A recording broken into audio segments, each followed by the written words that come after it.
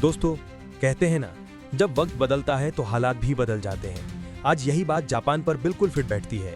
कभी जो जापान भारत को बुलेट ट्रेन देने में बार बार टाला मटोल कर रहा था, अब वही जापान अपने रवैये में पूरी तरह बदल चुका है।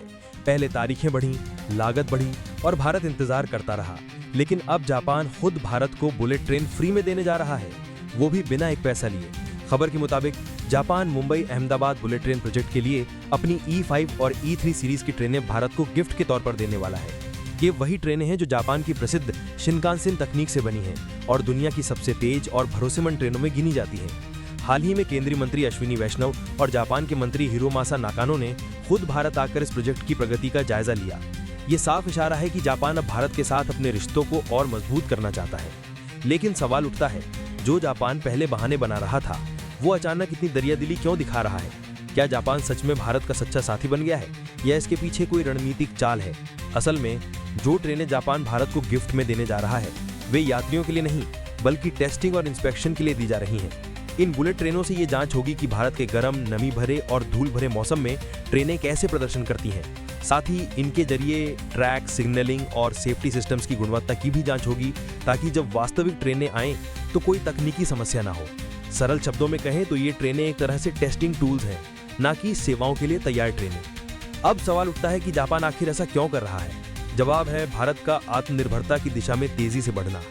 जब भारत ने वंदे भारत एक्सप्रेस जैसी हाई स्पीड ट्रेन बनाकर दिखाई और जनवरी 2025 में अपनी स्वदेशी हाई स्पीड ट्रेन के लिए टेंडर जारी किया, तो जापान को एहसास हुआ कि भारत अब किसी पर निर्भर नहीं रहने वाला।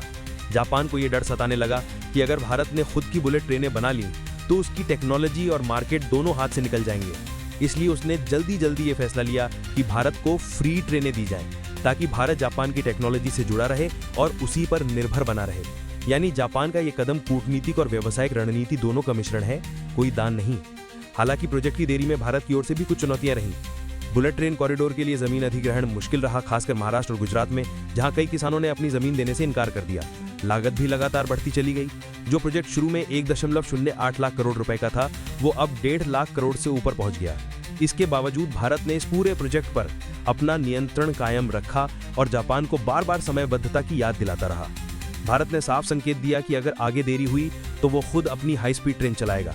यही बात जापान के लिए चेतावनी बन गई और उसने अपना रुख बदल लिया। अगर प्रोजेक्ट की मौजूदा स्थिति की बात करें तो जमीनी काम तेजी से आगे बढ़ रहा है। 85 से 95% तक काम पूरा बताया जा रहा है। ट्रैक बिछाने, सुरंगों और पुलों का निर्माण का काम युद्ध स्तर पर चल रहा है। भारत की कंपनियां जैसे ICF चेन्नई और VEML हाई स्पीड कोच और सिस्टम पर काम शुरू कर चुकी हैं। NHSRCL के तहत हजारों इंजीनियर और वर्कर दिन रात काम कर रहे हैं। सरकार की योजना है कि जब तक असली शिनकानसेन ट्रेनें नहीं आती, तब तक वंदे भारत जैसी हाई स्पीड IC ट्रेनें 2027 से इस रूट पर चलाई जाएंगी। तो साफ है दोस्तों, जापान की फ्री बुलेट ट्रेनें किसी उपहार से ज्यादा एक रणनीति है। जापान चाहता है कि भारत उसकी टेक्नोलॉजी से जुड़ा रहे, जबकि भारत ये साबित करना चाहता है कि वो अब स्वदेशी तकनीक से भी दुनिया की किसी भी हाई स्पीड रेल का मुकाबला कर सकता है। ये साझेदारी भले ही प्रतिस्पर्धा से भरी हो, लेकिन दोनों देशों के लिए ये सीखने और आगे बढ़ने का मौका भी है। आपका क्या मानना है? क्या भारत आने वाले वर्षों में पूरी तरह से अपनी स्वदेशी बुलेट ट्रेन तैयार कर पाएगा या जापानी तकनीक का सहारा जरूरी रहेगा? अपनी राय कमेंट में जरूर बताइए। जय हिंद, जय श्री राम।